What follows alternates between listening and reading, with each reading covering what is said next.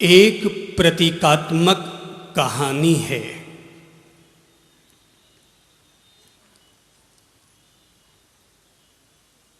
एक मालिक के घर पर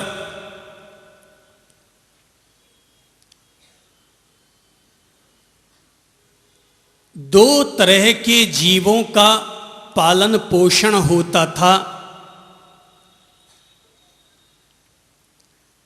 एक तो था गाय बछड़ा और दूसरा था भेड़ का मेमना।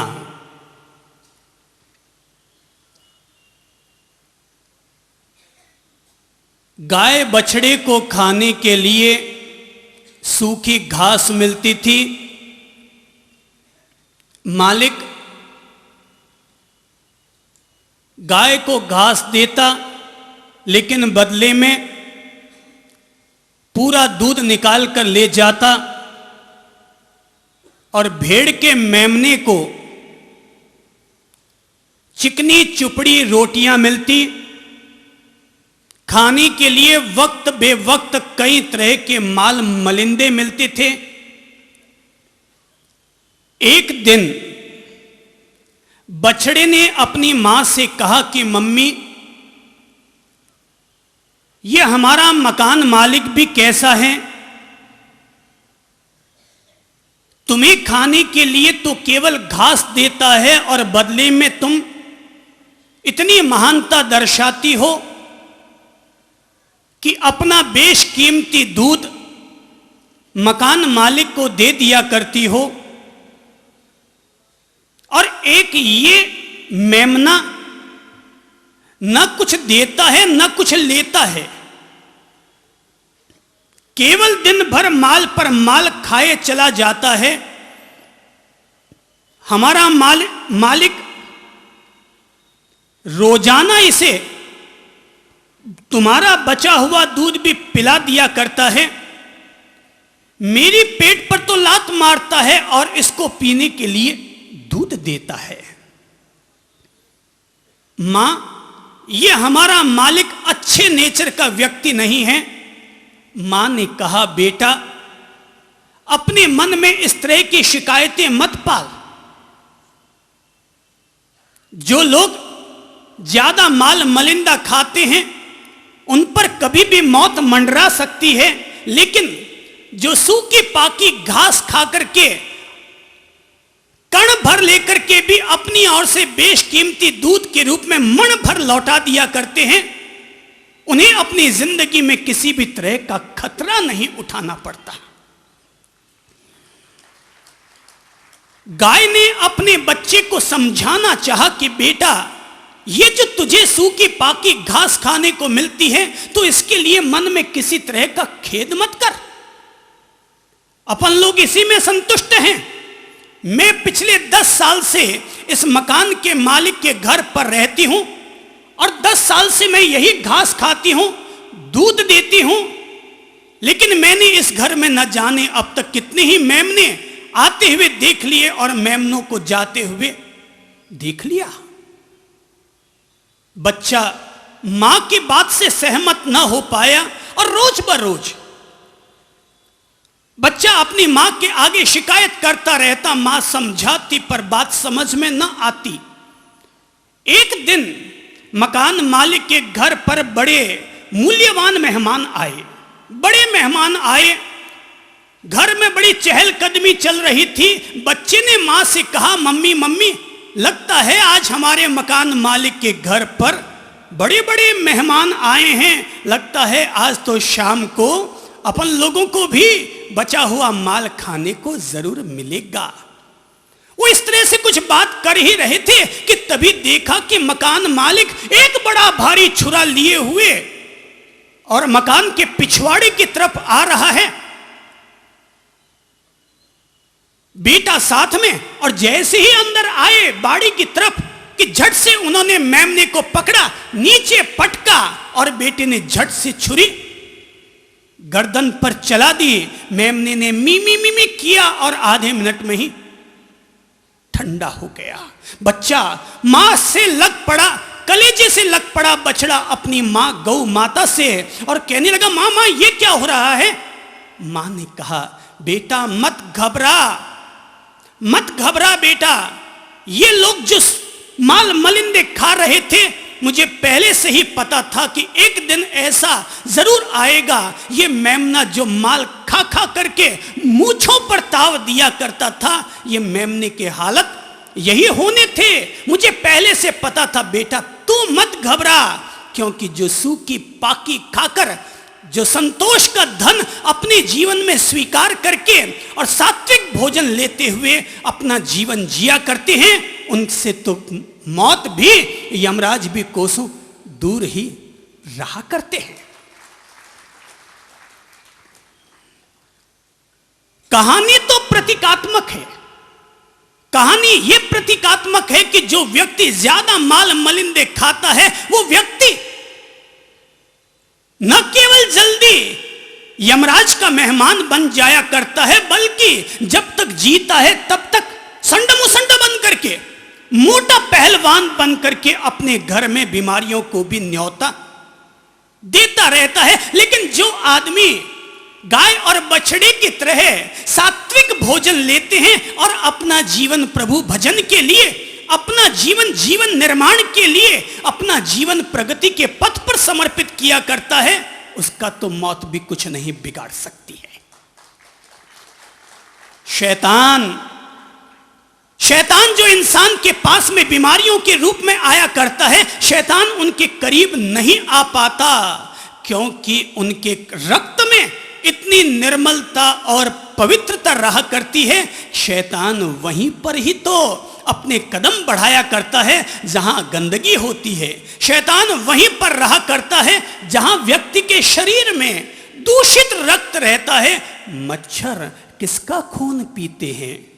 मच्छर गंदगी पर रहते हैं, गंदगी पर अपना बसेरा करते हैं, और जिनके शरीर का रक्त भी गंदा हुआ करता है, मच्छर उन्हीं के पास जाकर के काटते हैं, मलेरिया फैलाते हैं। पर जिनका रक्त गाय बछड़ी की तरह सात्विक भोजन लेकर के निर्मल रहा करता है, मच्छर भी उनसे दूर रहा करते हैं। इंसान का जीवन तो किसी वीणा के तारों की तरह हुआ करता है। अपने जीवन को हमें वैसे ही साधना चाहिए जैसे कोई संगीतकार अपने वीणा के तारों को साधा करता है।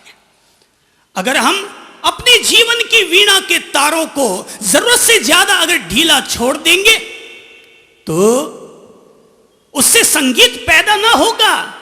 अगर हमने वीणा के तारों को ज्यादा ढीला छोड़ दिया तो संगीत की बजाय किसी गधे की ढेंचू पैदा होगी, और अगर हमने जरूरत से ज्यादा उसे कस दिया तो किसी कौवे की काऊ काऊ वीणा के तार से निकलनी शुरू हो जाएगी। जीवन वीणा के तारों की तरह है, और वीणा के तार संगीत तभी देते हैं जब उनके बीच एक तारों का संतुलन, बराबर कसावट भी हो, थोड़ा ढीला भी हो। जीवन के साथ भी यही मध्यम मार्ग अपनाया जाना चाहिए। जीवन के साथ भी यही संतुलन अपनाया जाना चाहिए। संतुलन का नाम ही स्वास्थ्य है और असंतुलन का नाम ही बीमारी है। शरीर की अपनी प्रकृति है, शरीर की अपनी प्रकृति है, मन की अपनी प्रकृति है, सबकी अपनी अपनी प्रकृतियां हुआ करती है। जैसे कोई छोटा सा बच्चा जल्दी रोता है, कोई ज्यादा हंसता है, कोई दिन भर अंगूठा चूसता रहता है, कोई कुछ करता रहता है। सबके बच्चों की अपनी अपनी प्रकृति होती है। ठीक इसी कदर हम सब लोगों के शरीर और दिमाग की भी अपनी अपनी प्रकृति हुआ करती है। सबके लिए कोई एक तय दवा नहीं होती। अपनी अपनी प्रकृति को समझो और अपने अपने लिए दवा ईजाद करो।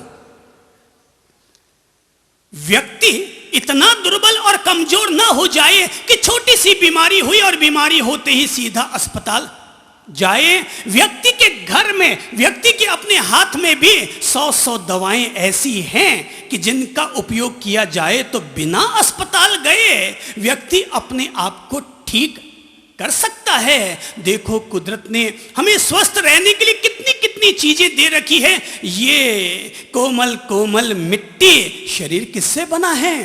मिट्टी से। ये कोमल कोमल मिट्टी दे रखी है। शरीर की गर्मी को दूर करने के लिए कोमल कोमल मिट्टी है। हड्डियों के दर्द को दूर करने के लिए सूरज रात दिन भर धूप बिखेरता है और हमें विटामिन डी दिया करता है। आखिर मिट्टी से ही तो विटामिन ए पैदा होता है, बी पैदा होता है, सी पैदा होता है। सारे विटामिन इसी मिट्टी से ही पैदा होते हैं। शरीर चूंकि मिट्टी से बना है, इसलिए इस मिट्टी से पैदा होने वाली चीजों में ही हमारे शरीर के रोगों को ठीक करने की दवाएं भी छिपी हुई हैं। सारी चीजें इसी में ही समाहित रहा करती हैं। इसीलिए मैंने कहा कि हम लोग अपने जीवन को वीणा के तारों की तरह संतुलित करें। जीवन में अद्भुत संगीत है, अद्भुत सौंदर्य है, अद्भुत आनंद है। केवल तारों पर अंगुलियां चलानी ढंग से आ जानी चाहिए। जीवन जीने का तरीका, जीवन जीने की कला अगर आ जाए, याद रखो, शरीर अगर स्वस्थ रहेगा, मन अगर स्वस्थ रहेगा तो सामायिक में भी मन लगेगा। कमर तो दुखती है, नीचे बैठा नहीं जाता, माथे में माइग्रेन चल रहा है, अब सामायिक करोगे तो सामायिक में मन कैसे लगेगा? पूजा पाठ करने के लिए जाओगे तो पूजा पाठ में चित्त कैसे लगेगा? इसलिए धर्म बाद में करेंगे, पहले अपने तन मन को ठीक और दुरुस्त करेंगे। सबसे पहले हम अपने तन और मन को ठीक करेंगे। इंसान स्वयं ही अपनी सेहत का जनक होता है और इंसान खुद ही अपनी बीमारियों का पिता हुआ करता है। सबको देने वाला व्यक्ति स्वयं है। जिंदगी में दवा न लेना बुद्धिमानी की बात है। जिंदगी में दवा न लेना बुद्धिमानी की बात है, पर अपने जीवन की शैली को ठीक करके बीमार ही न होना, यह स्वयं का स्वयं चिकित्सक होने के समान है। एक तो बीमार पड़ोगे और फिर दवा लोगे, और पहले से ही अगर हम अपनी जीवन शैली को अगर ठीक कर लें तो जीवन शैली को ठीक करके व्यक्ति बीमार ही नहीं पड़ेगा। हर व्यक्ति को अपना चिकित्सक खुद हो जाना चाहिए। और हम लोग जो आप लोगों से मुखातिब हो रहे हैं, और आज जब मैं बोलूंगा कि किस बीमारी में क्या खाएं क्या न खाएं, ये आपके घर में ही आपको चिकित्सक बनाने का, आपको डॉक्टर बनाने का, आपको वैद्यराज बना लेने का एक तरीका, एक रास्ता, एक राजमार्ग आज आप लोगों को सौंप दूंगा। दुनिया में बीमारियां बेहिसाब फैली हुई हैं। इंसान के निर्माण के लिए जितने विद्यालय बने हैं, इंसान को ठीक करने के लिए भी उतने ही चिकित्सालय बन रहे हैं। शायद किसी विद्यालय में पढ़ने के लिए छात्र पहुंचते हो या ना पहुंचते हो, पर दुनिया में कोई भी अस्पताल ऐसा नहीं है, कोई भी क्लिनिक ऐसा नहीं है जो सुबह से लेकर रात तक बीमारियों की हजामत और बीमारियों को ठीक करने के लिए न लगा हुआ हो। हर छोटे से छोटा डॉक्टर केवल गले में डाल करके बैठ जाए, हाथ में कलम ले ले, कागज ले ले, बाहर लिख दे, क्लिनिक, बस सुबह से लेकर सांझ तक हर तरह के लोग आते रहेंगे और धंधा उनका चलता रहेगा। क्लिनिकें खूब चल रही है क्योंकि आदमी बीमार पर बीमार पड़ता जा रहा है। वजह इंसान की जीवन शैली ठीक नहीं है, इंसान की आहारचर्या ठीक नहीं है। इंसान ये तो सोचता है मैं दिन भर खाऊं, पर इंसान ये नहीं देखता मैं खाने के अलावा और क्या क्या करूं। शायद 10 आदमी से अगर पूछा जाए कि भैया इस साल भर में तूने कोई दवा ली, मुश्किल से 1 या 2 आदमी मिलेंगे जो कहेंगे साहब मैंने साल भर में कोई तरह की टिकिया या गोली नहीं ली। हर आदमी हर साल बीमार पड़ रहा है। माना आज हमारा पर्यावरण प्रदूषित है, धुआं खूब फैल रहा है, पेड़ों की बेहिसाब कटाई होती चली जा रही है। मानते हैं कि जो आज हम अनाज खाते हैं उस अनाज पर जहरीली दवाएं छिड़की जाती हैं, गंदे पानी से सब्जियां बन रही हैं। इन सब चीजों को ठीक करना शायद जल्दी से मेरे हाथ में नहीं है, लेकिन आप लोगों की तबीयत को ठीक कर देना, आप लोगों को एक छोटा सा डॉक्टर बना देना, यह जरूर हमारे हाथ में आता है। चलो आज अपन लोग अपने आप को ठीक करते हैं, अपनी अपनी बीमारियों को समझ ले किसके पास कैसी बीमारी है। आज की दुनिया में अगर आज की तारीख में 7 अरब दुनिया की संख्या है, जनसंख्या है 7 अरब, तो बता देना चाहूंगा 7 अरब में 30 करोड़ लोग तो केवल मोटापे की बीमारी से पीड़ित हैं। 30 करोड़ लोग, और उनमें से 20% लोग तो केवल हिंदुस्तान में ही हैं। हर आदमी को देख लो, किसी की बैठक पीछे फूली है तो किसी का पेट आगे आया हुआ है। और महिलाओं के लिए तो कहने के नाम पर कहा जाता है कि हार्मोन्स की बीमारी है, या कहने के नाम पर कहा जाता है कि सब सर्जरी से बच्चा हुआ था, सो शरीर असंतुलित हो गया। दुनिया में बहुतों के सर्जरी से बच्चे पैदा होते होंगे, लेकिन वे अपने शरीर को इतना सुनियंत्रित रखते हैं कि शरीर फूल नहीं पाता। पहले तो हम नियंत्रण रखते नहीं है, खा पी के माल मलिंदे टिकाते रहते हैं, दूध दूसरों को देते हैं और ऊपर की मलाई खुद टिक्का चाहते हैं। पहले तो मलाई खुद खाते हैं, दूध औरों को देते हैं। घर में अगर रसगुल्ले आए हैं, मेहमान खा के चले गए और पीछे 2 रसगुल्ले बचे तो देरानी झट से अंदर जाती है, टिका जाती है, और फिर इससे आए कि ना आए।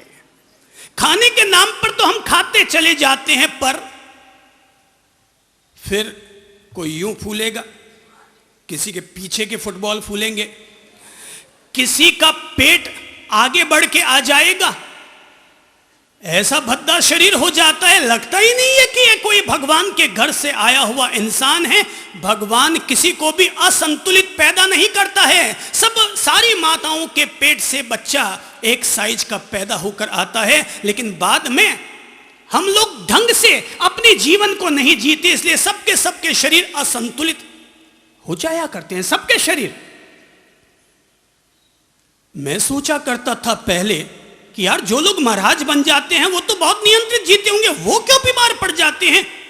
पर देखता हूं कि जितने भी लोग महाराज बन जाते हैं, संत और सन्यासी बन जाते हैं, उनके पास हर महीने कोई ना कोई 2-4 डॉक्टर जाते ही रहते हैं, और हर महाराज रोजाना 2-4 गोलियां खाते ही रहते हैं। लोग हमसे भी आके कहते हैं साहब हमारे मेडिकल की दुकान है, कोई दवा ववा की जरूरत हो तो बता दीजिएगा। अरे थूक रहे यार, तेरे मुंह से दवा का पूछता है, बादाम का पूछता तो शायद बॉडी बनती।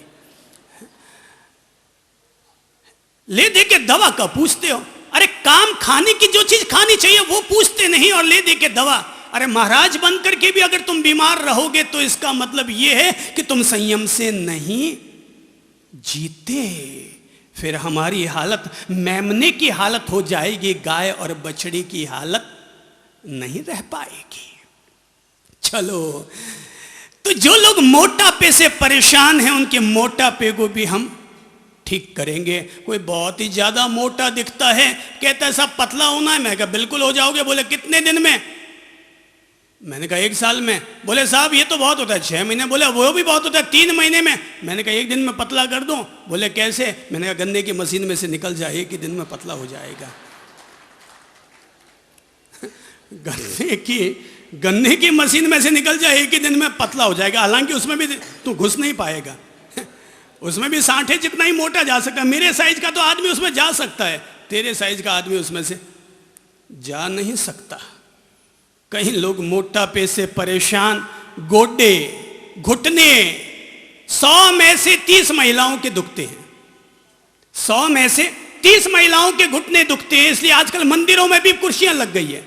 22 से नीचे नहीं बैठा जाता, तो क्या करें, भगवान जी के बराबर ही बैठेंगे, अपने क्या है।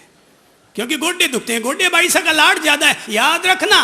काया बाईसा का जितना ज्यादा लाड करोगे ये काया बाईसा उतने ही माथे चढ़ेगी, और अगर काया बाईसा को ज्यादा माथे चढ़ा दिया तो बुढ़ापे में कोई एक गिलास पानी भी पिलाने वाला नहीं मिल पाएगा। काया बाईसा मशीन की तरह चलाते रहो, ये काया मशीन की तरह चलाते रहो। और जिस दिन इसका लाड करना शुरू कर दिया ना, नहीं भाई हमारी तो कमर दुख है, अब मैं तो नीचे नहीं बैठ सकती, डॉक्टर साहब के पास गए। अब डॉक्टर साहब जाते ही क्या कहेगा, फिक्स पहला जवाब, अब नीचे बैठना बंद। पहला काम नीचे बैठना बंद। कह देता है घी खाना बंद, क्योंकि आपका साइज देख लेता है ना, तो समझ लेता, बोले घी खाना बंद, चावल बंद, आलू बंद, चर्बी बढ़ाने वाली चीजें बंद। आपका साइज बता रहा है कि पहले ये सबसे पहले सुझाव दे दूं, इन पर नियंत्रण रहेगा तो तबीयत भी ठीक हो जाएगी। दूसरी बीमारियां, अनेक लोग शुगर से परेशान, डायबिटीज से परेशान। क्यों? हिंदुस्तान का सत्यानाश इन मिठाइयों ने किया है, इन जीवनवारियों ने किया है, और बीमारियां फैलाने का काम इन रसोइयों ने किया है। रसोइयों के बाप का तो कुछ लगता नहीं है, बोले कि सब्जी बनानी है, सब्जी में भी बादाम डाल, सब्जी में भी काजू डाल। उनको बोलो तेरे घर में तू एक बार भी डाल के दिखा 50 ग्राम काजू और किशमिश, तो पता चलेगा। उनके घर का तो कुछ लगता नहीं है, बोले और घी डाल, ये तिरवाड़ा ऊपर ऊपर का।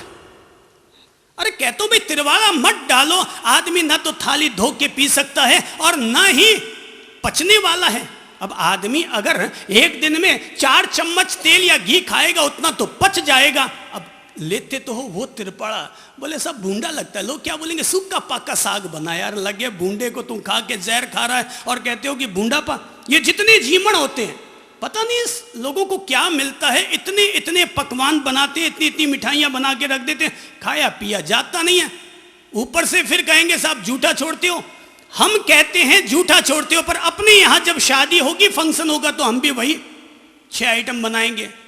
जहां अभी ये लोग हमारा चातुर्मास करवा रहे हैं ना, उनसे कहा, पहले दिन ही कह दिया था कि भाई बाहर के मेहमान आए, उनके लिए मिठाइयां मत बनाना, उनके लिए तली फली चीजें मत बनाना, 2 तरह की सब्जियां बनाओ, रोटी दाल चावल बनाओ, ज्यादा ज्यादा मारवाड़ी आइटम आता है तो एक पापड़ और सेक दो, बस इतना बहुत है। और फिर भी चाहिए मनवार के लिए दही की कटोरी रख दो। पर नहीं, ये नाक का सवाल है, पता नहीं कितनी लंबी नाक है अपनी। बोले साहब नाक का सवाल है, लोग क्या बोलेंगे कि भुखमर थे क्या, केवल रोटी सब्जी खिलाई।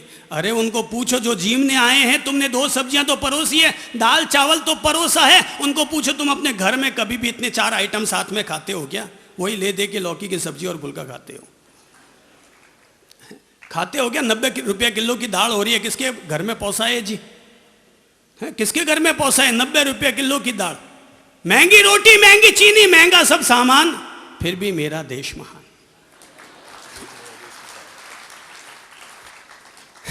महंगी रोटी, महंगी चीनी, महंगा सब सामान, फिर भी मेरा देश महान। ऐसा ही है भाई, ये ज्यादा जीवनवारियों में कुछ रखा नहीं पड़ा है।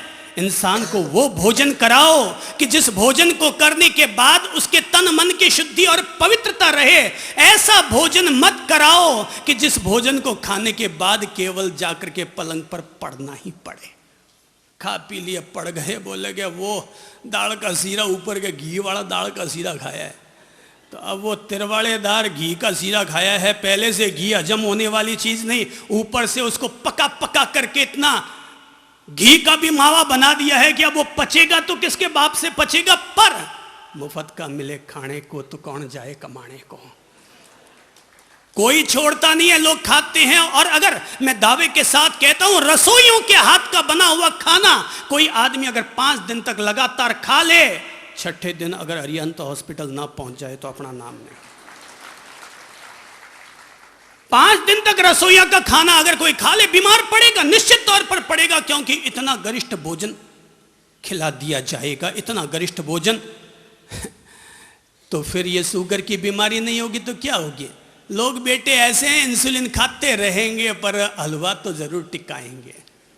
मैंने कल बैठा था, मैंने कहा क्यों जी, 2 बच्चे बैठे थे, वो एक तो रेणुका जी का बेटा था और एक वो किसी और का बेटा था। मैंने कहा मक्के के भुट्टे बाते हैं? बोले हाँ।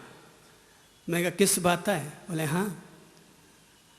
हालांकि किस तो आपको भी भाता होगा। मैंने पूछा किस भाता, बोले हाँ। मैंने कहा मक्की का हलवा भी भाता है, बोले हाँ। मैंने कहा अगर मक्की का भुट्टा हो वो ज्यादा भाता है कि हलवा ज्यादा भाता? बोले साहब हलवा ज्यादा भाता है। पता नहीं, शुद्ध चीज खिलाओ जैसा कुदरत ने दिया है, अगर उसको सिका के खिलाओ तो कम भाता है, पर थोड़ा सा गरिष्ठ कर दो तो ज्यादा भाता है। ये जीमणवारियां हिंदुस्तान को लेके डूब रही है। बाणियों के पैसे या तो बाटे पर खर्चे हो रहे हैं या फिर इन जीमणवारियों पर खर्चे हो रहे हैं। अच्छे काम तो होते नहीं हैं, और ले दे के ये बस दिन भर रोजाना जीमण। पता नहीं ये जीम के अब तक भी लोग भूखे क्यों हैं? मतलब पता नहीं इतने भूखे क्यों हैं, इतनी जिमा दी है मगर फिर भी भूखे हैं।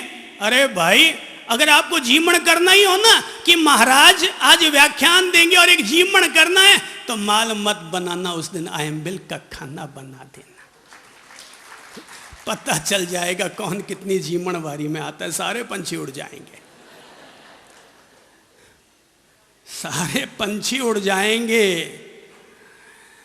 शुगर की बीमारी को इस देश से निकालने के लिए सप्ताह में एक बार से ज्यादा मिठाई का उपयोग मत करो। शुगर की बीमारी को अपनी जिंदगी में से निकालने के लिए सप्ताह में एक दिन एक मिठाई का पीस खाओ, इसके अलावा छोड़ दो, क्योंकि जीभ भाई मानती नहीं है। सो एक पीस रसमलाई खा लेंगे,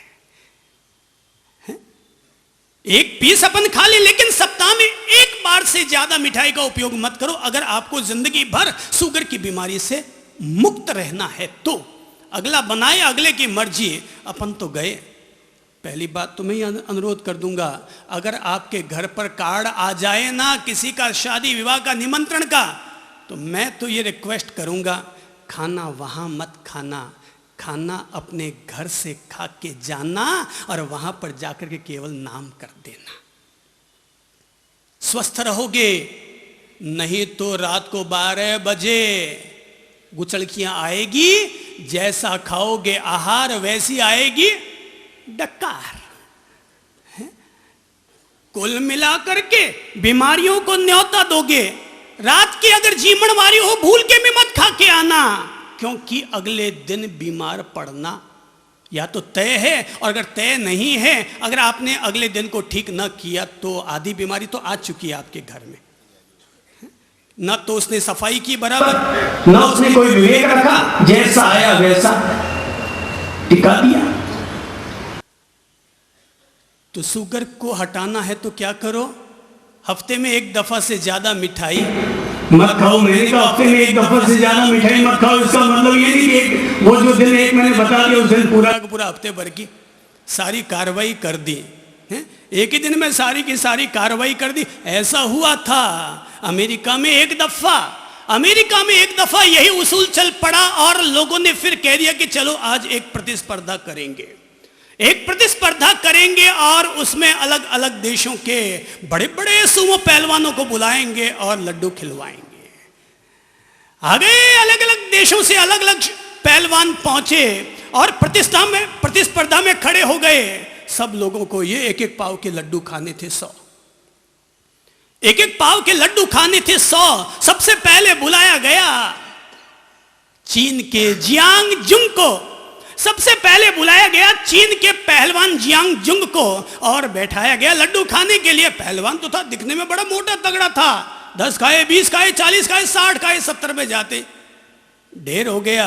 बाद में बुलाया गया जापान के सुमो पहलवान को, वो 80 में ढेर हो गया। बाद में बुलाया गया पाकिस्तान के मुश्ताक अली को, वो 90 में ढेर हो गया।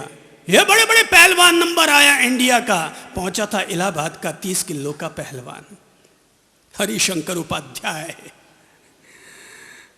इलाहाबाद के पंडित जी पुरोहित जी पहुंचे और केवल दिखने में लंकी छाप, गन्ने के मशीन में से निकालो तो भी कुछ नहीं निकलेगा, ऐसा अगरबत्ती छाप पहलवान वहां पर पहुंचा और वो भी खाने के लिए बैठा। 100 खाने थे, 10 खाए, 20 खाए, 30 खाए, 40, 50, 60, 70, 80, 90, 95, 97, 98 और 99 खा रहा था कि तभी किसी ने कहा नहीं नहीं गड़बड़ कर रहा है। अरे अभी 99 नहीं हुई, 98 हुई है, गलती गड़बड़ हो रही है। उसने कहा भैया कौन बोल रहा है? बोले तूने देखा? बोले मैंने देखा नहीं, 99 नहीं हुए, 98 हुए। बोले कि यार अब इतना क्यों मगजमारी करते हो, वापस 1 से शुरू कर दो ना। अगर कोई जीमण होता हो और कोई कहता सब बादाम की कतली लेंगे, बोले पूछता क्या दामा रख दे। तू पूछता है बादाम की कतली लेंगे, खिलाना ही नहीं आता अभी तक। ये हमारा देश है, जियो और जीमो।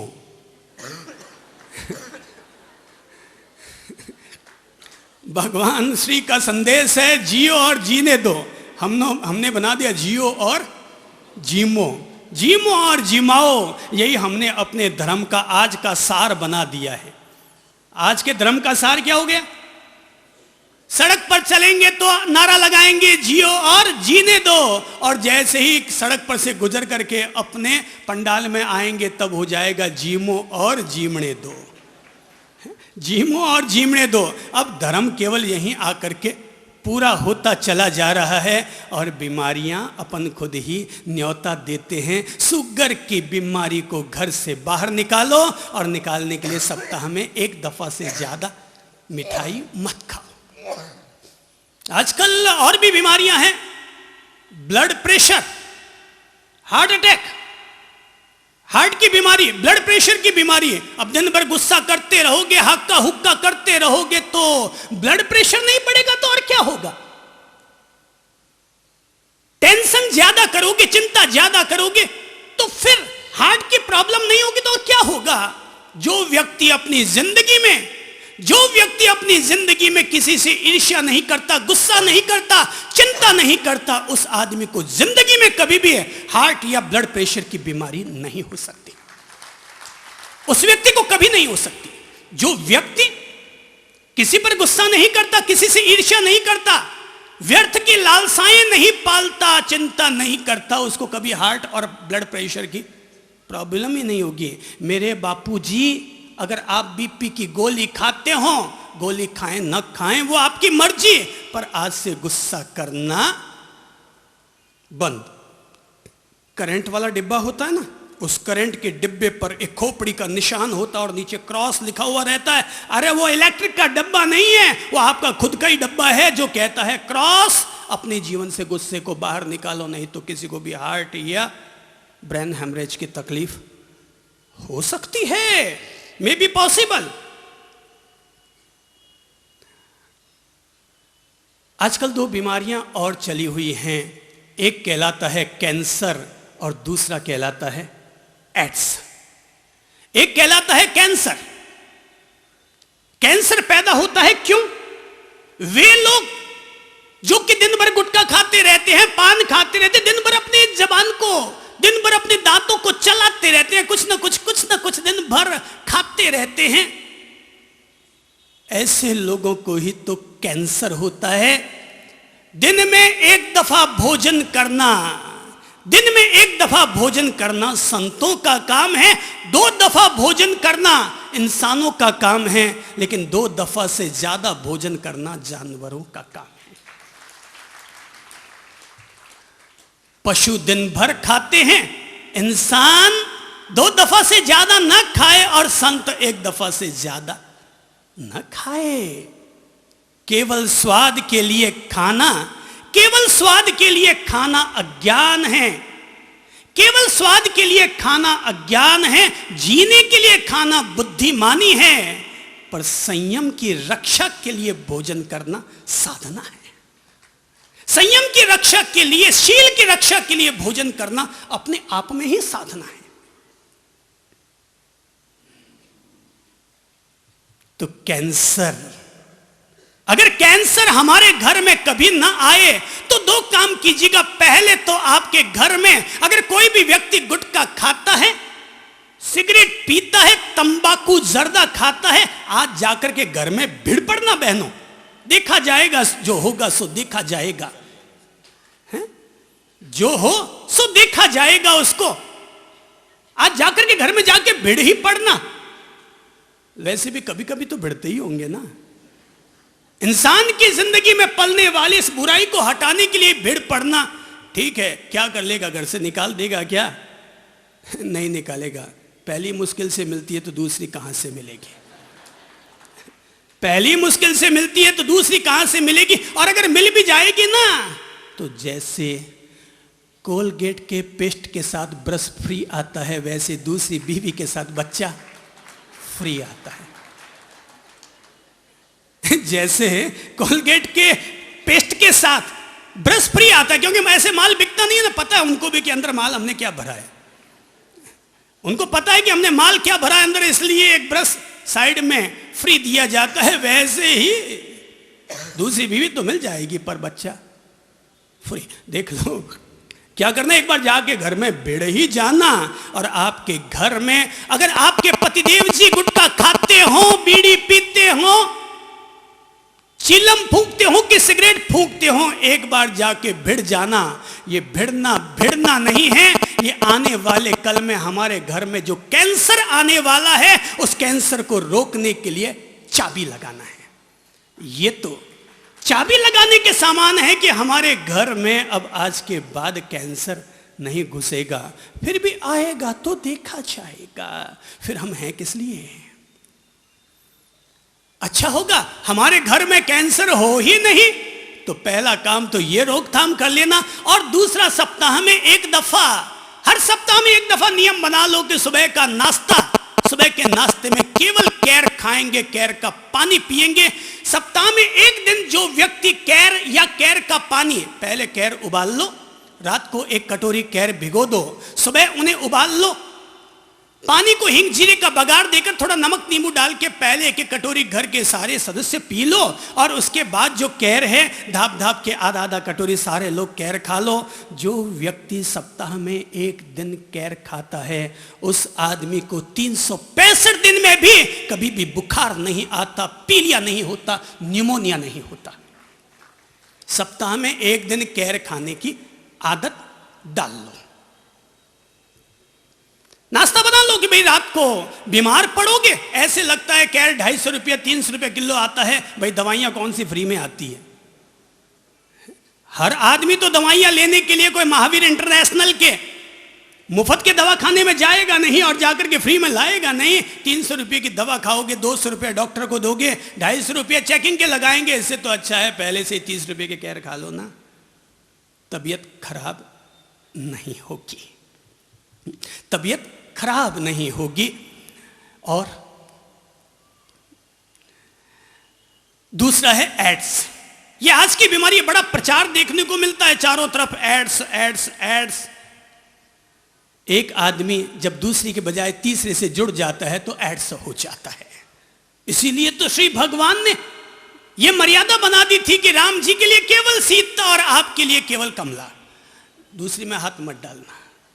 जो है आपकी और जो है आपके, अर्थात अपनी सीमा और मर्यादा में रहना, स्वपति या स्वदार संतोष व्रत को धारण करना अपने देश से एड्स को निकालने का सबसे अच्छा तरीका है। स्वपत्नी संतोष, स्वपति संतोष, ये जो नियम है ये अपने घर से एड्स कभी आ ही ना पाएगा। बीमारी कब आती है? जब असंतुलन होता है तो बीमारी आती है, और संतुलन अगर स्थापित कर दो तो बीमारी घर से चली जाती है। आप लोगों की बीमारियां ठीक करता हूं, सब लोगों के करीब पहुंचता हूं, एक एक व्यक्ति के करीब पहुंचता हूं, और एक एक व्यक्ति की नब्ज पकड़ता हूं, ठीक करता हूं।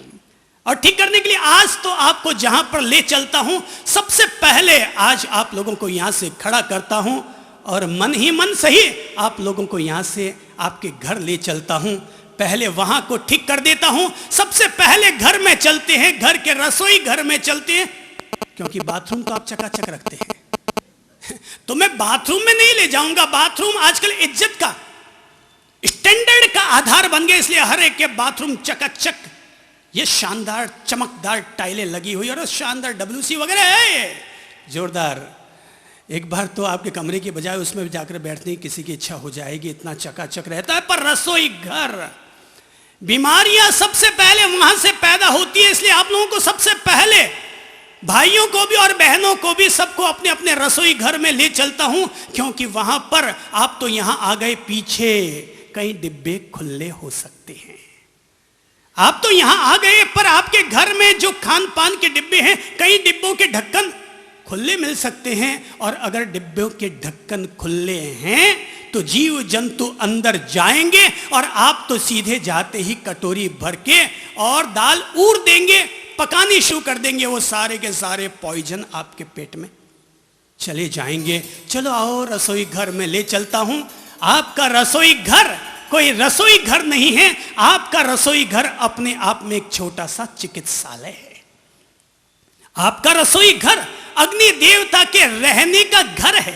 आपका रसोई घर आपके घर का मंगल गृह है। आपका रसोई घर चाहे तीज हो चाहे त्योहार हो, सबकी शरण स्थली तो आखिर आपका रसोई घर ही है। सुबह से लेकर रात तक महिला को 20 बार रसोई घर में जाना पड़ता है, क्योंकि वहीं से ही हमारी थालियां बन बन करके निकल निकल करके आती है।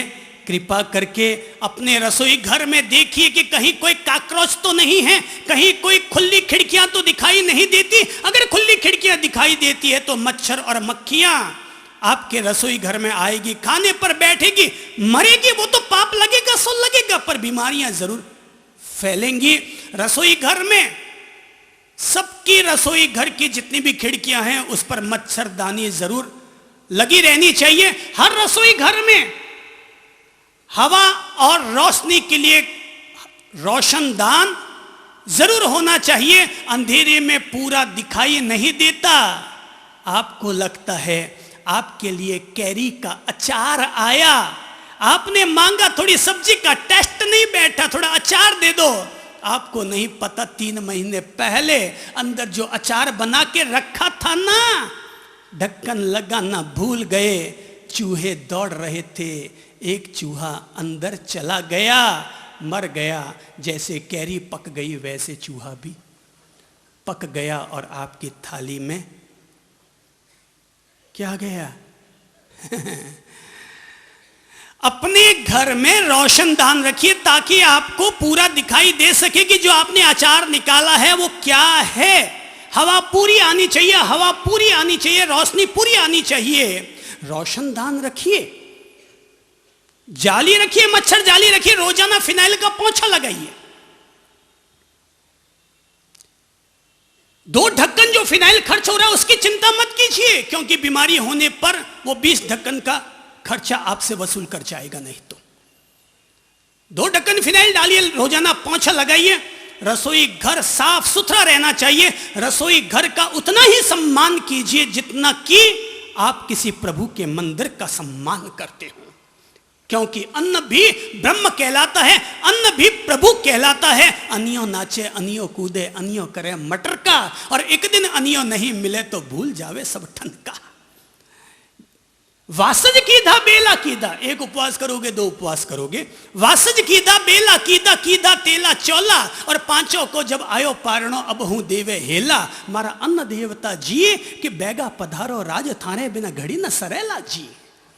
आपके बिना अब हमारा शरीर टिक नहीं पाएगा। 5 कर लेंगे, 8 कर लेंगे, पर आखिर तो अन्न देवता को ही धोख लगानी पड़ेगी। इसलिए कहते हैं 1000 काम छोड़ करके भी पहले अपना भोजन कीजिए। घर से बाहर निकल रहे हो, खाना खा के जाइए। अगर भूखे ही निकल गए तो दिन भर भी भूखा रहना पड़ सकता है। कोई आदमी, इसलिए तो कहा जाता है भाई अपन किसी घर पर गए और अगले दिन कहा साहब खाना खा लीजिए, नहीं नहीं साहब मुझे तो अगले घर जाना है। बोले साहब खा लीजिए, नहीं साहब मुझे तो अगले घर जाना है। साहब खा लीजिए ना, नहीं नहीं मुझे तो अगले घर जाना है। जा, यहां से नट के गया, अब जा। वो अगला पूछेगा जाती, और साहब चाय पिएंगे? अब भूखा मरता क्या न करता। हमारा पिछला चातुर्मास जहां था ना, तो ऐसा हुआ कि एक महानुभाव आए, 1 बजे आए, बहुत 10 दफा कह दिया सब खाना खा लीजिए, सब खाना खा लीजिए। नहीं नहीं साहब, मेरे परिवार के लोग यहां पर रहते हैं, सो मुझे वहां खाना खाना पड़ेगा। अगर नहीं खाया तो वो नाराज हो जाएंगे। मैंने 10 दफा कहा होगा। वो 2 बजे हमारे यहां से निकले, 4 बजे वापस आए, लौट कर आए, और आते का साहब बहुत जोर की भूख लगी है बाप जी, कुछ भी गोटी फिट करवा दिए, क्योंकि घर के लोग जैसे थे ना, इसलिए आते कहते बाप जी बहुत जोर की भूख लगी है। मैंने कहा क्यों, क्या हुआ, कुछ गड़बड़ हो गई क्या?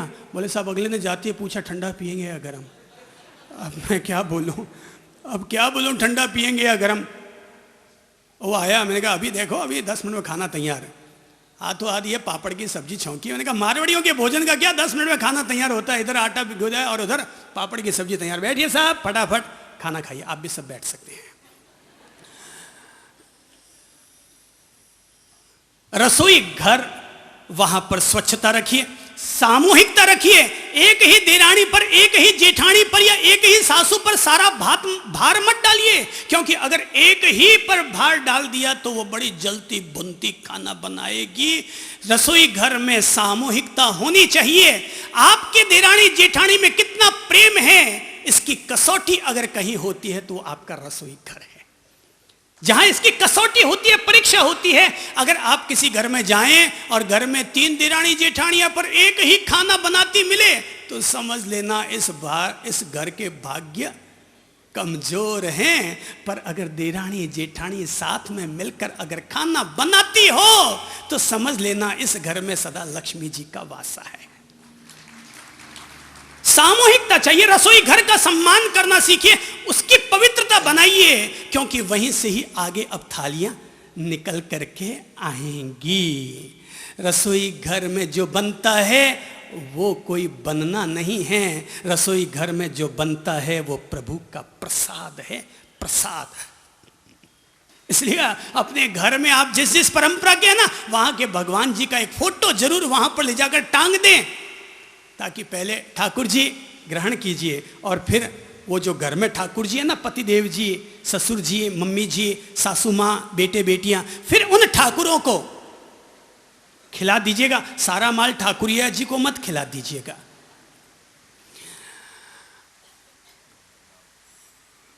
रसोई घर।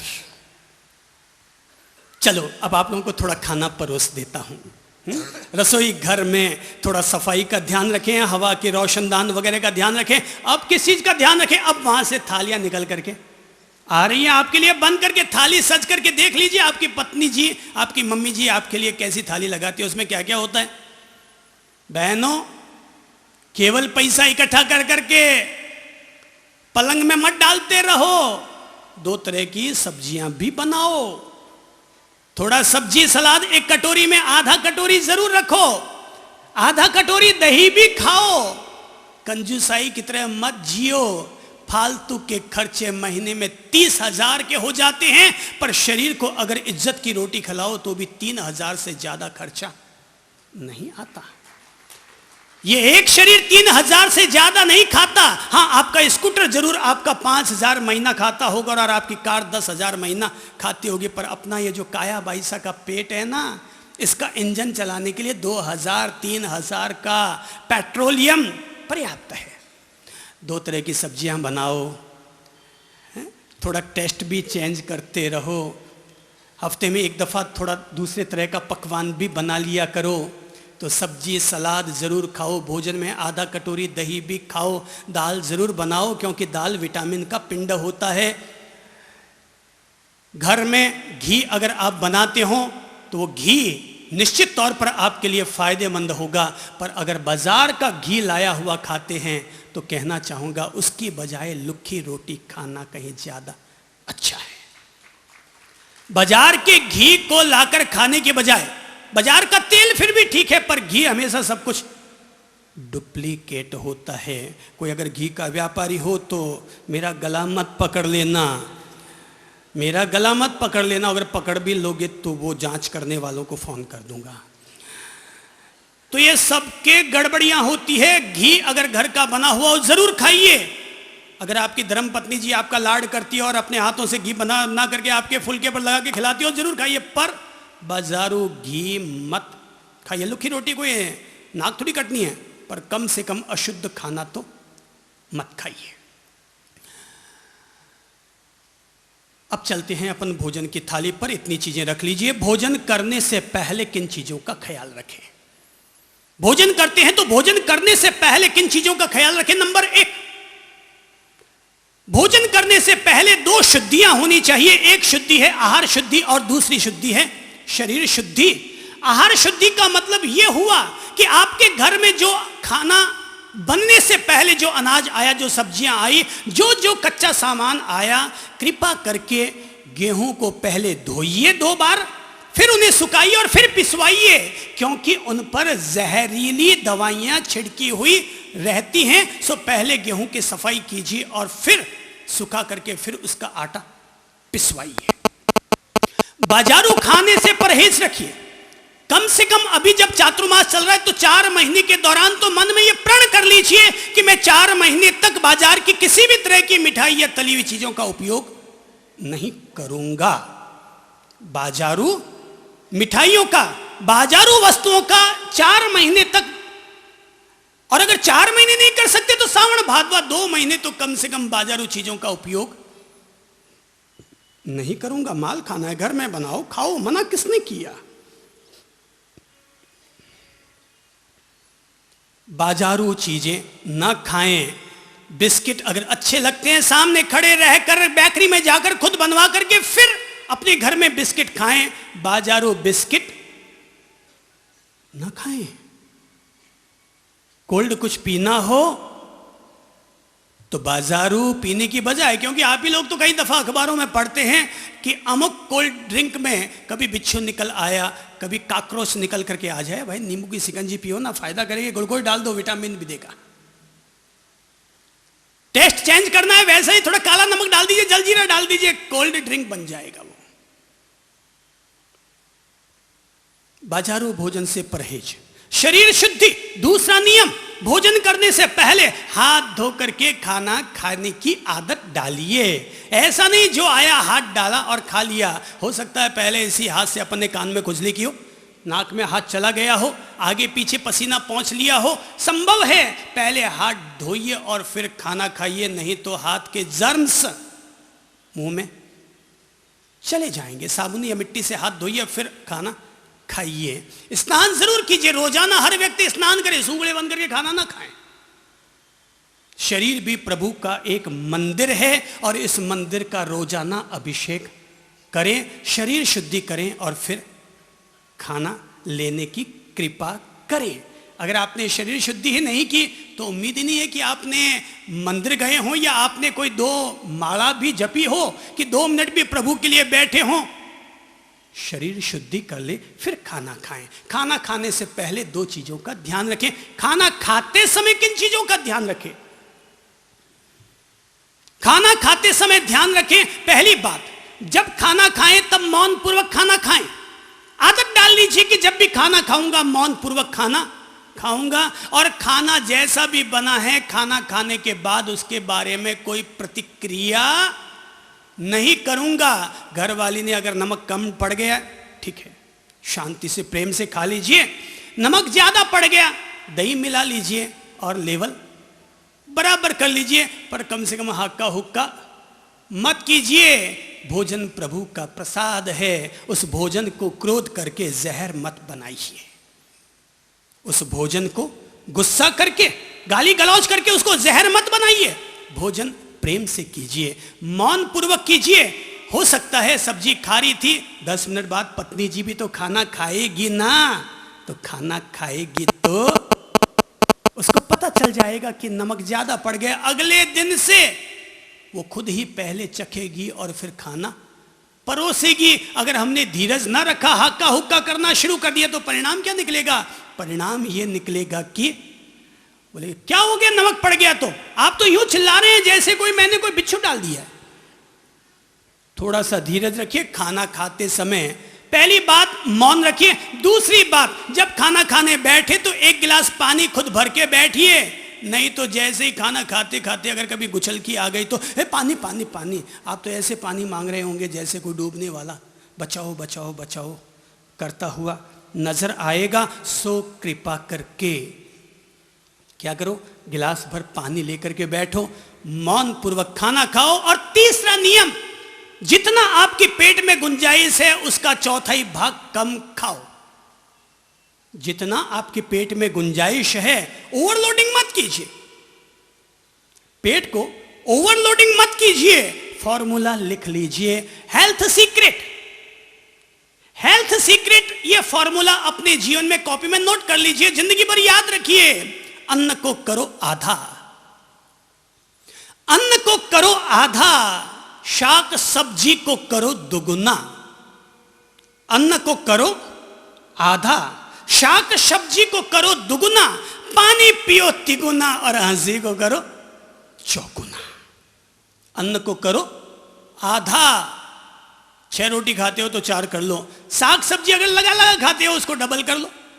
ज़्यादा माल मसाले मत डालो, मसाला डालने से सब्जी का कचरा हो जाता है, सब्जी का ओरिजिनल स्वाद चला जाता है और केवल मिर्च मसाले का ही स्वाद आने लग जाता है। ज़्यादा मिर्ची डालेंगे सब्जी कम खाई जाएगी, कम मिर्च मसाले डालेंगे तो सब्जी ज़्यादा खाई जाएगी। अन्न को करो आधा, शाक को करो दुगुना, पानी पियो तिगुना और हंसी को करो चौगुना। खाना खाने के बाद किन चीज़ों का ध्यान रखें? खाना खाने के बाद नंबर 1, अपनी थाली खुद धोकर रखने की आदत डालिए। थोड़ा सा 2 दिन संकोच आएगा, पर यह आदत डाल लीजिए कि मैंने जो खाना खाया है थाली अपनी धोकर रख दूंगा। नहीं तो क्या होगा, आपने खाना खा करके रख दिया, 3 घंटे भी वो थाली नहीं धुलेगी, जीव जंतु पैदा होंगे, अहिंसा की दृष्टि से भी पाप, अन्न सड़ेगा, उसकी गंध फैलेगी, रोग फैलेंगे, बीमार। आदत डाल लीजिए। ये पानी निकाला और रख दिया, पत्नी जी को अगर फिर धोना है, मांजना है साबुन से, फिर वो धो के रख दे। एक बार अपन लोग अपने हाथ से निकाल करके रख दें। खाना खाने के बाद दूसरा ध्यान रखें, दोपहर में अगर खाना खाते हैं तो खाना खाने के बाद 15 मिनट थोड़ा विश्राम करना फायदेमंद रहता है। तीसरा, खाना जब भी खाएं ध्यान रखें, मैंने कहा ना 1 टाइम खाना संत का काम है, 2 टाइम खाना इंसान का काम है, उससे ज्यादा खाना किसका काम है? जानवरों का काम है। तो क्या करना चाहिए? दिन भर बहुत है खाने के लिए, पूरे विश्व में एकमात्र हिंदुस्तान में ही रात को खाया जाता है। ये आप सुनकर ताज्जुब करेंगे, बाकी पूरे विश्व में 6 बजे तक ऑफिसें बंद हो जाती है और 7 बजे तक सब लोग खाना खा पी करके 9 बजे तक सो जाते हैं।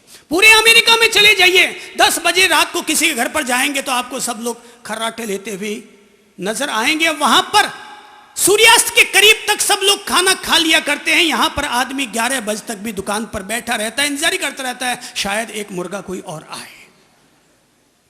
भाग्य में जो मिलना है सो मिल जाएगा। अपने 8 घंटे की मेहनत कर लो, फिर चाहे वो 8 घंटे 11 से लेकर के शाम को 7 बजे तक के हों, या जो भी हो 8 घंटे मेहनत कर ली, अब जो भाग में था सो मिल गया, घर लौट के वापस आ जाओ। कोई कमाने के लिए पैदा थोड़ी हुए हैं, कोई कमाने के लिए ही पैदा थोड़ी हुए हैं, जीने के लिए पैदा हुए, जिएंगे। रात्रि भोजन से बचो। और अगर फिर भी लगता है रात को हमें खाना पड़ता है तो कृपा करके शाम को हमेशा हल्का फुल्का खाना खाओ। खिचड़ी है, दलिया है, लौकी की सब्जी है, लौकी उबली हुई है, या परवल की सब्जी है, दूध है या फल है, हल्का फुल्का आहार लीजिए, आप स्वस्थ रहेंगे, कभी भी बीमार नहीं पड़ेंगे। आओ अब अपन खास तौर पर अब सब लोग लिख लीजिए, और लिखना यह है कि किस तरह की बीमारी हो जाए तो उस बीमारी में हम लोग क्या खाएं और क्या न खाएं। नोट कर लीजिए, जिन जिन को भी नोट करना है। खास तौर पर अब 10 मिनट में वो लिखाता हूं सब लोगों को, किस बीमारी में हम क्या चीज खाएं ताकि हमारी बीमारी ठीक हो जाए। नंबर 1, जिन लोगों को अस्थमा की बीमारी है, दमा की बीमारी है, उन लोगों के लिए 2 घरेलू इलाज। ये सारे इलाज घरेलू इलाज बता रहा हूं, और ये थेरेपी कहलाती है किचन थेरेपी। मैं इसको नाम देता हूं किचन थेरेपी। जैसे एलोपैथी एक थेरेपी है, आयुर्वेद एक थेरेपी है, नेचुरोपैथी एक थेरेपी है, वैसे ही एक थेरेपी है किचन थेरेपी। आपके रसोई घर में कई चीजें पड़ी हैं, आप उनसे ठीक हो सकते हैं। नंबर 1, जिनको दमा या अस्थमा की बीमारी है, वे लोग बड़ी इलायची को तवे पर सेक लीजिए, पाउडर बनाकर डिब्बे रख लीजिए, और रोजाना सुबह खाली पेट उस बड़ी इलायची का पाउडर 1/4 चम्मच निकालकर गाय के दूध की मलाई के साथ उस पाउडर को खा लीजिए। 1 महीना प्रयोग कीजिए, अस्थमा को जड़ से अपने जीवन से हटाइए। एक और दवा बता देता हूं, और वो है गहना धोने के अरेठे आते हैं, गहनों को धोने के लिए अरेठे आते हैं। उन अरेठों को लाइए, ऊपर से गिरी हटाइए, अंदर गुठली निकलेगी, गुठली को तोड़िए, अंदर गूदा निकलेगा। उस गूदे को गाय के दूध की मलाई में रखिए और महीने भर तक रोजाना एक गुठली का गूदा, रोजाना सुबह खाली पेट 50 ग्राम गाय के दूध की मलाई के साथ उसको चबा करके प्रेम से खा लीजिए। 1 महीना खाइए। लाल मिर्ची से 1 महीने तक परहेज रखिए। आपका अस्थमा और दमा ठीक हो जाएगा। जो ले लेंगे 1 महीने बाद मिर्ची कूट के देख लेना, आपको सांस नहीं उठेगा। जिन लोगों को रात को नींद नहीं आती, अनिद्रा की बीमारी रहती है, वे क्या करें? नंबर 1, जब वे सोने से पहले गाय के घी की मालिश अपने हाथ और पांव पर अच्छी तरह से 5 मिनट तक कर लीजिए और सोने के बाद 27 लंबी गहरी सांस लीजिए। लंबी गहरी सांस छोड़िए और अपने शरीर और दिमाग को पूरी तरह ढीला छोड़ दीजिए, नींद आ जाएगी। बाईं करवट सोना, पश्चिम दिशा की तरफ सिर करके सोना अनिद्रा के रोग को दूर करने में मददगार होता है। अगर कभी खाना ज्यादा खा लिया हो, अजीर्ण हो जाए तो क्या करें?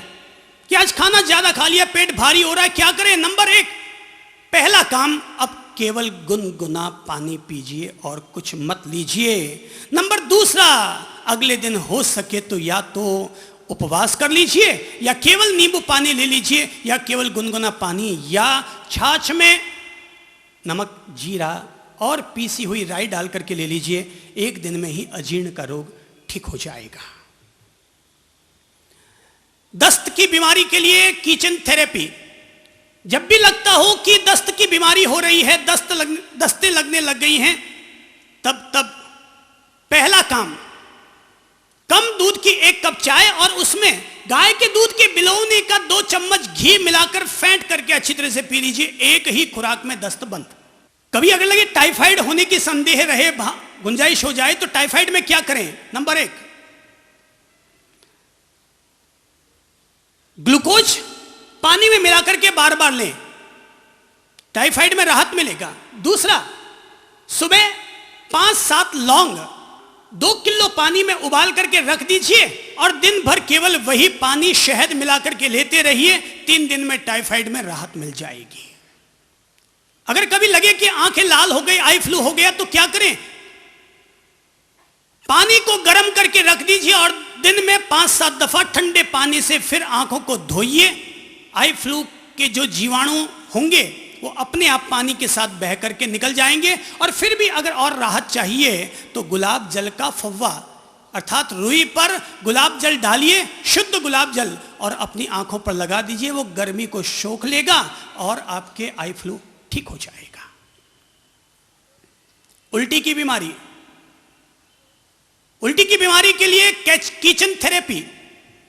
जब भी लगता है कि उल्टी हो रही है, 1 कप चाय बनाइए बिना दूध की और उसमें आधा नींबू निचोड़ दीजिए, पी लीजिए, उल्टी बंद। ये सब चीजें आपके रसोई घर में, और रसोई घर में से एक एक चीज को निकाल करके ठीक करवा रहा हूं।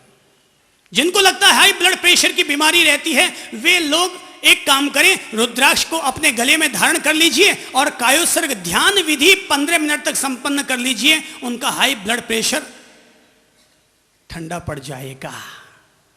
एलर्जी, वही बड़ी इलायची को सेक कर घर में रखिए और उसका 1/4 चम्मच मलाई के साथ खा लीजिए। एलर्जी ठंडी।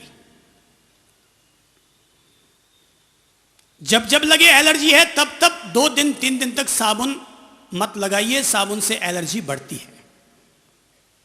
कब्ज की बीमारी, इसके लिए किचन थेरेपी। कब्ज की बीमारी को दूर करने के लिए सांझ को जब आप अंतिम कुछ भी लेना है आपको, उस समय 1 गिलास गाय का दूध और उसमें 2 चम्मच इसबगोल की भूसी, इसबगोल की भूसी दूध में मिलाकर के पी लीजिए। यह परमानेंट इलाज है, रोज पीजिए, कभी आपको कब्ज नहीं रहेगी। और फिर भी लगता है दबाव नहीं बन रहा है, तो रात को तांबे के लोटे में भर के रखा हुआ पानी सुबह खाली पेट उसको धाप करके पी लीजिए, दबाव बनेगा और अंदर का कचरा बाहर। खांसी, खांसी के लिए किचन थेरेपी। घर पर हमेशा 1 पाव मरेठी पीस के रखनी चाहिए। मरेठी की लकड़ियां आती हैं, 1 पाव मरेठी पीस कर रखिए। सुबह, दोपहर, सांझ 3 टाइम मरेठी का 1-1 चम्मच गुनगुने पानी के साथ फाकी ले लीजिए, खांसी नियंत्रित हो जाएगी।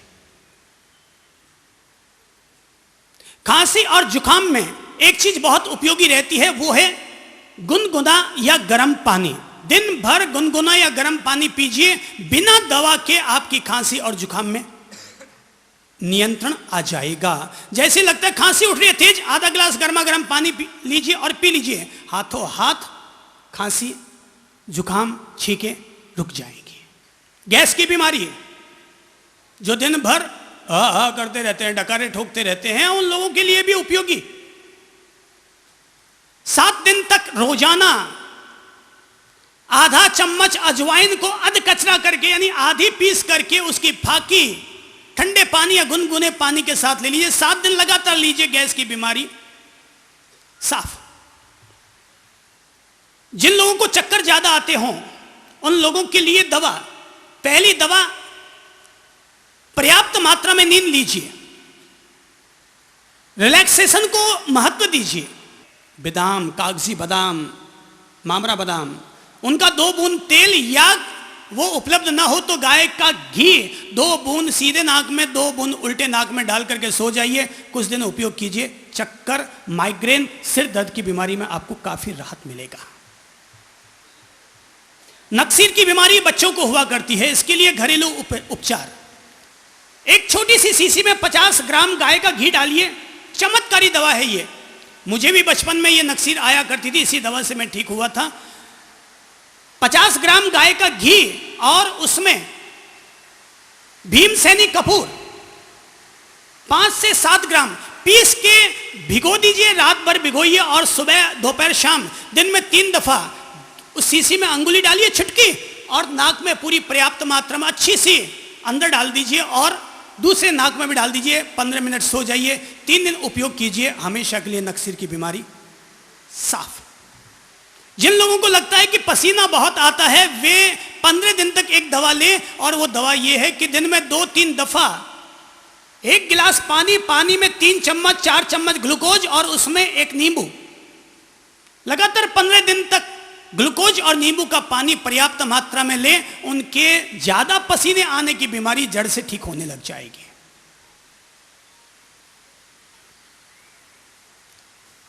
पेट में अगर कभी भी दर्द उठे तो इसके लिए वही जो गैस के लिए दवा बताई थी, अजवाइन आधा चम्मच अजवाइन को अध कचरा कर लीजिए, थोड़ा सा काला नमक उसमें डाल लीजिए, 1 गिलास पानी अलग से लीजिए, उसमें आधा नींबू निचोड़िए, नमक डालिए, सेंधा नमक, और जो आपने आधा चम्मच फाकी जो तैयार की अजवाइन की, काला नमक डाल करके फाकी लीजिए, ऊपर नींबू का पानी पी लीजिए। 1 खुराक में ही पेट का दर्द साफ। फिर भी अगर ना हो तो प्रसूति गृह चले जाइएगा। कई दफा शरीर में पेशाब की तकलीफ पैदा हो जाती है, पेशाब में जलन होना, ज्यादा आना या ज्यादा पीला होना, इस तरह की पेशाब से जुड़ी हुई या उससे भी और जो जुड़ी हुई दूसरी चौथी जो बीमारियां होती है वो भी सम्मिलित कर लीजिए इसमें। उनका नाम मैं पब्लिक में नहीं लूंगा।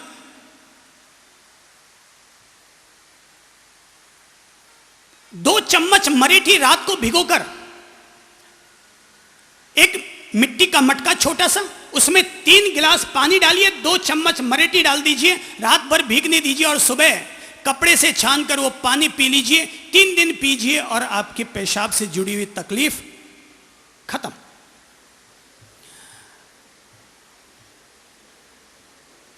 महिलाओं के लिए एक जो खास बीमारी होती है जिसको पब्लिक में नहीं बोलूंगा, उस बीमारी को ठीक करने के लिए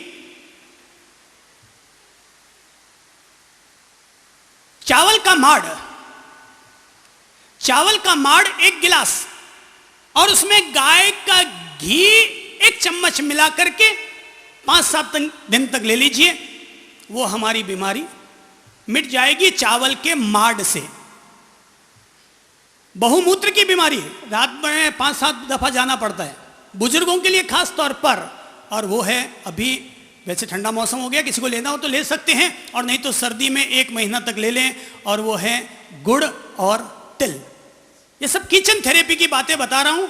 इनसे अगर ठीक ना हो तो फिर डॉक्टर के पास जाएं। डॉक्टर से मुझे कोई ऐतराज़ नहीं है, कोई विरोध नहीं है, डॉक्टर भी अपने आप में बहुत अच्छी चिकित्सा है, पर पहले घरेलू उपचार से अपने आप को ठीक कर ले तो अच्छा है। बहुमूत्र की बीमारी हो, बहुत ज़्यादा पेशाब निकलता रहता हो, बार बार शंका करने के लिए उठना पड़ता है, तो गुड़ और तिल का उपयोग कीजिए।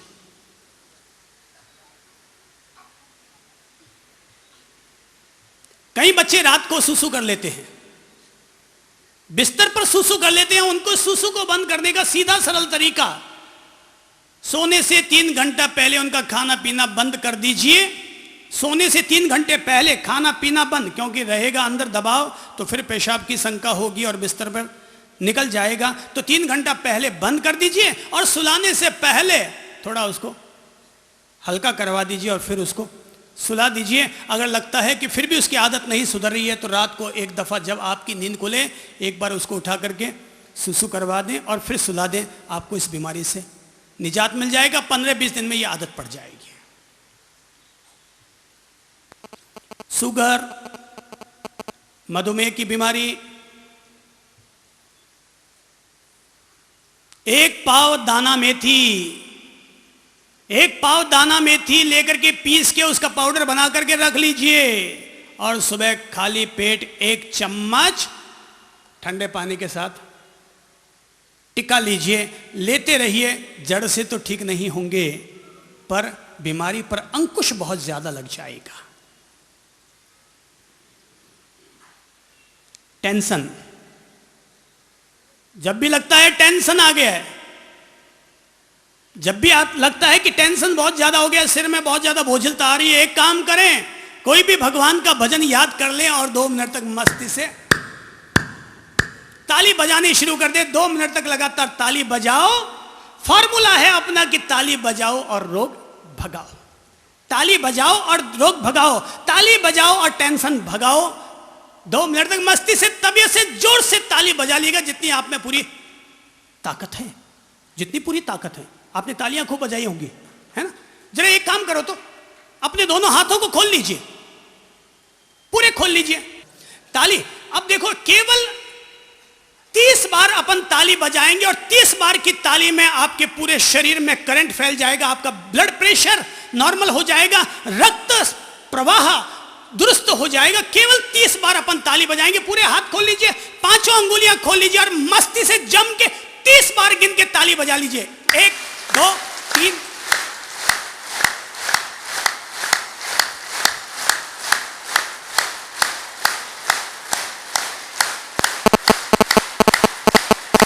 Stop stop. हाथों को सामने लाइए और देखिए क्या हो रहा है। Have you any feeling? देखिए क्या हो रहा है। करंट प्रवाहित हो रहा है, ब्लड प्रेशर दुरुस्त हो गया, टेंशन भाग गया, आपकी सुस्ती दूर हो गई। मुहासे, छोरियों के पिपल्स, दही की मालिश कीजिए। दही लगाइए, 20 मिनट के लिए छोड़ दीजिए, या फिर नींबू लगाइए। जिनको लगता है ऑयल स्किन है वे नींबू लगाएं, जिनको लगता है सूखी स्किन है वे दही लगाएं। 15 मिनट छोड़ दें, पानी से धो लें, मुहासे में राहत मिल जाएगी। मोटापा, जितने भी वो वाले लोग हैं फूले हुए गुब्बारे की तरह, वे लोग सुबह का नाश्ता बंद, शाम को खाना बंद, दिन में 1 टाइम जम के खाना खाओ। सुबह लौकी का जूस 2 गिलास धाप के पियो।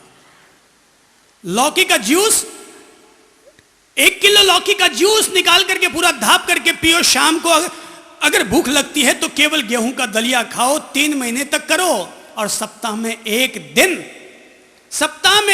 दिन ऐसा निकाल लो जिस दिन खाना नहीं खाएंगे, केवल कड़ी खिचड़ी, स्लो फूड, हल्का फुल्का खा करके निकालेंगे। 3 महीना ऐसा करो और रोजाना 3 किलोमीटर तक दौड़ते हुए तेज स्पीड में मिलिट्री मैन की तरह चले जाओ। 3 महीने में आप मेरे जैसे ना हो जाओ तो मुझसे कह देना। जिनके सिर में रूसी रहती है, माथे में खुजली चलती है, बालों में रूसी चलती रहती है, दही और बेसन, 1 पाव दही और थोड़ा सा बेसन उसमें मिला करके और सिर पर लगा करके आधा घंटा के लिए छोड़ दीजिए। 10-15 दिन कीजिए, रूसी की बीमारी साफ। हकला करके कई बच्चे बोलते हैं, हकलाना छुड़वाने के लिए क्या करें? दालचीनी को मुंह में रखें, चबाएं और चूसते रहें। रोजाना एक दो बार दालचीनी को मुंह में डालें, चबाएं, चूसते रहें। हकलाना अपने आप ठीक हो जाएगा।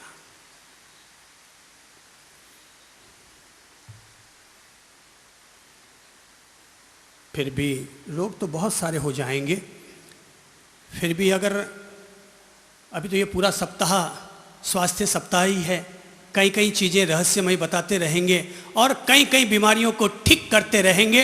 लेकिन हाँ, एक बात जरूर ध्यान रखें, रोजाना 4 काली मिर्च, रोजाना 4 लौंग, कान वाले नाक वाले नहीं, लौंग, चाहे दाल में डाल करके, चाहे कढ़ी में डाल करके या सब्जी में डालकर, किसी न किसी रूप में घर में जो भी खाना बनता है उसमें 2 लौंग दाल में, 2 लौंग सब्जी में डाल दीजिए।